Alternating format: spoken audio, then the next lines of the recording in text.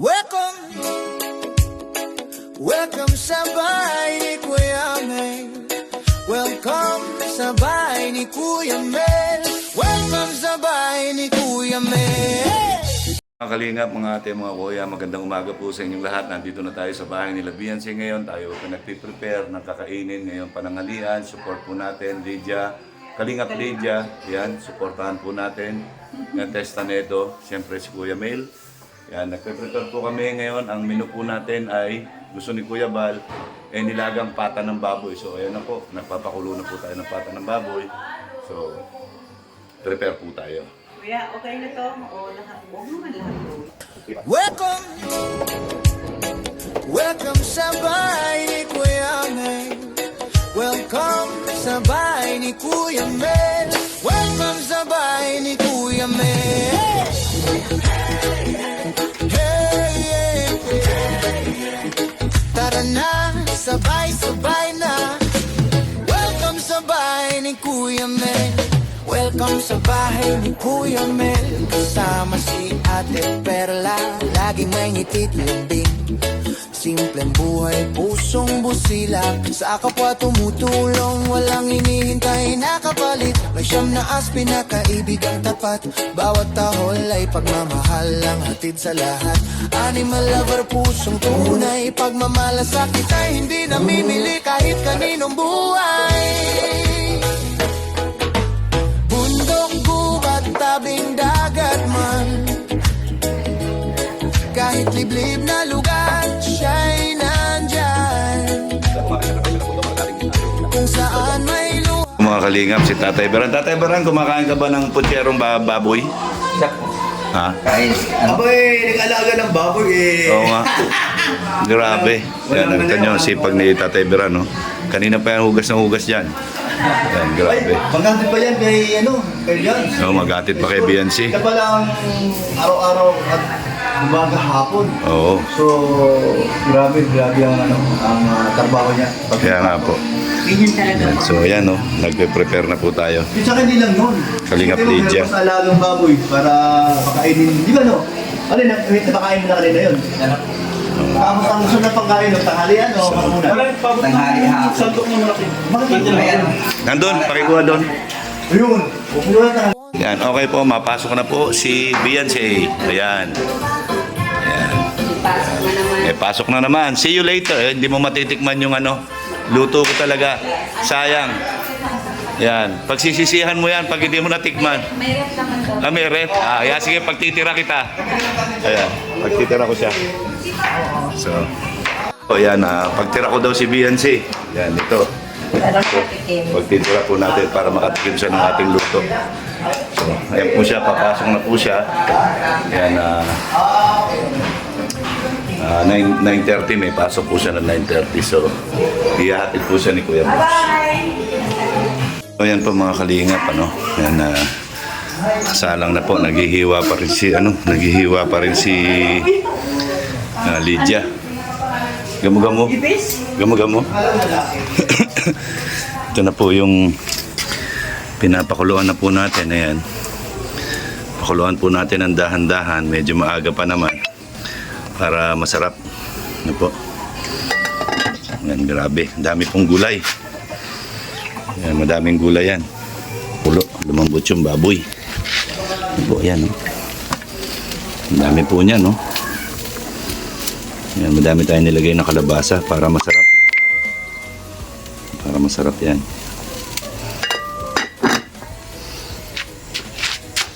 So, ayan po, nandun pa yung ibang gulay. Hindi ko alam paano ko pagkakasyahin. Pag yun namang kuya natunaw na yung Pero pagka lumambot na yung kalabasa niyan, okay na yan. So, okay lang yan. Hindi ko na siya ginamitan ng pressure cooker. patatas. Kasi hindi kasya doon sa pressure cooker ko. Pang 2 kilo lang po yung pressure cooker ko. Ayan. So, ayan na po yung nilagang pata po natin. Yan, special po na nilagang pata yan. So, luto ko po yan. Lutong Kapampangan yan. So, sana magustuhan po nila yan. Sabi ni Biancy kanina, yan, pagtira ko daw po siya. Yan, may rep. Yan, lagay ko na lang sa rep. So, yan po, ilalagay po natin sa rep. Mamaya, pagtitira ko siya pagkaluto nito, pinapalambot ko na lang po yung baboy Medyo matigas-tigas pa. Hindi ko nagamit yung pressure cooker kasi po madami yung baboy. So, ayan. Ayan na siya. Bon appetit. So, ayan po mga kalingap. Ayan, nakita nyo. Blockbuster po yung niluto natin na nilagang pata ng baka. Ito na lang po yung natira. Grabe. Ayan, sobrang sarap po. Ayan na lang po yung natira. Ayan, kaya ayan, hindi ko alam kung bukas ano na naman yung ano natin. So ayan po mga kalingap ng ating habang pinapalambot po natin yung niluluto natin nilagang pata.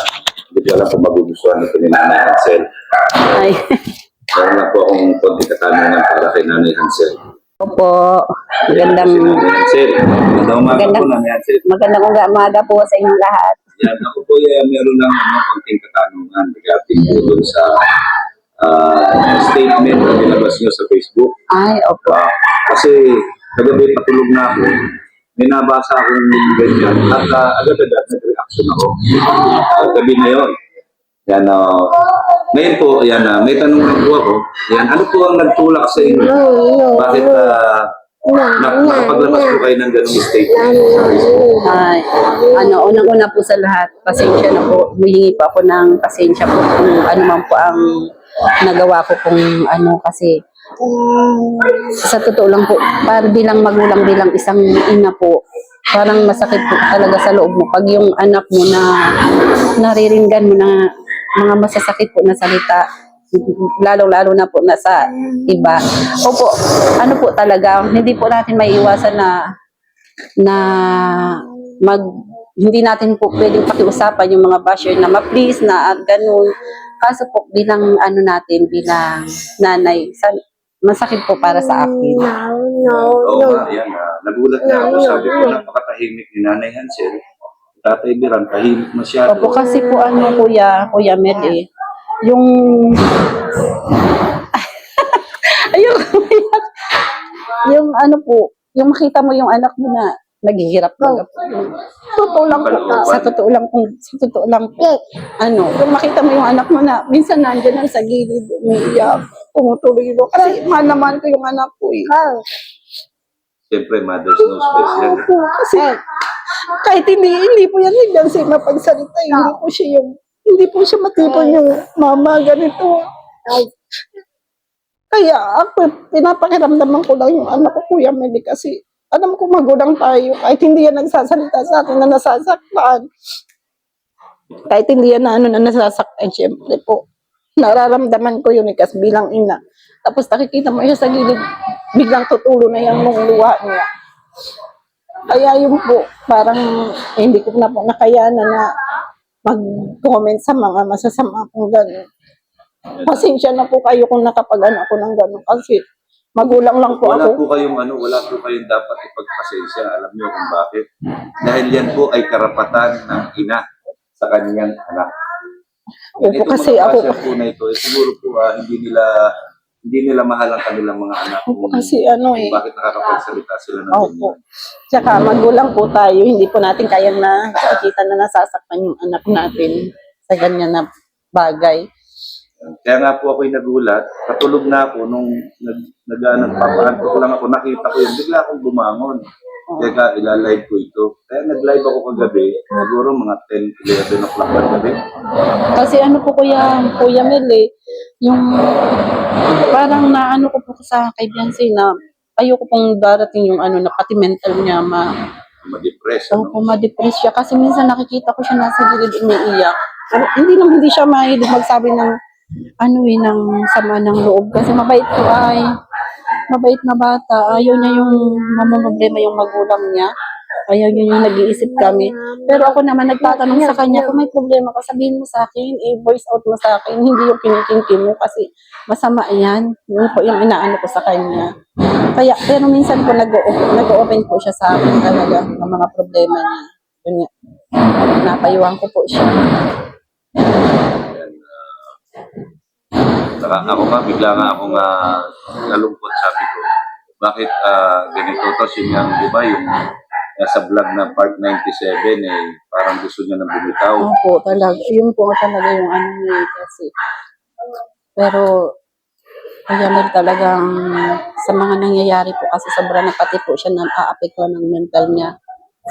Kasi parang sa kanya, di baling ako na lang yung i-bash yun. Opo. Huwag nyo nang isama yung pamilya. Opo, yun po yung ano niya. Ayaw niya po na ako naman, para sa akin.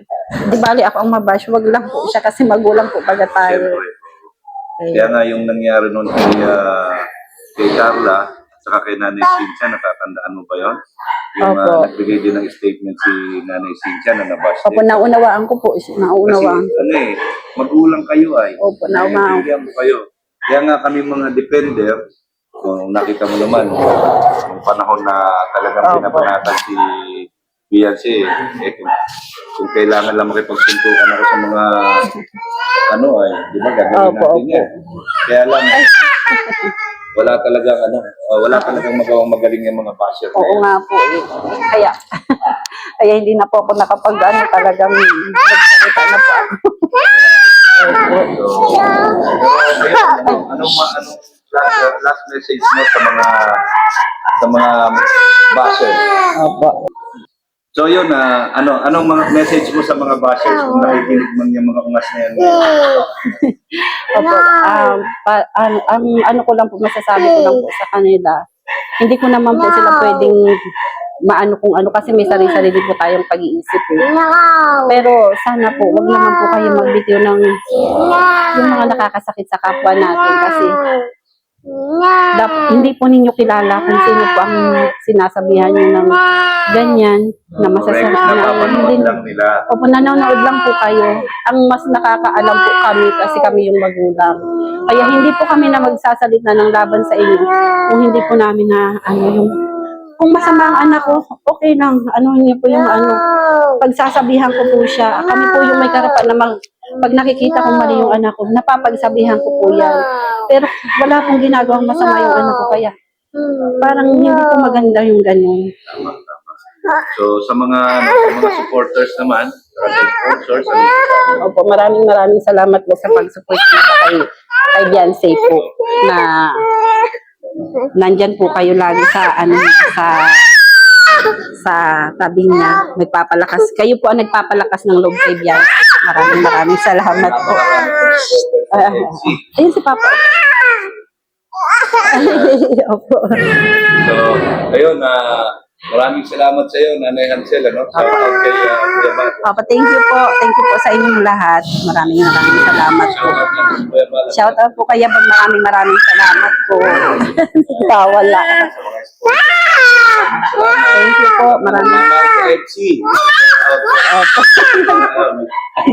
Nagwawala na. Antok na po ito. Thank you po. Abangan natin bukas kung ano yung next menu natin.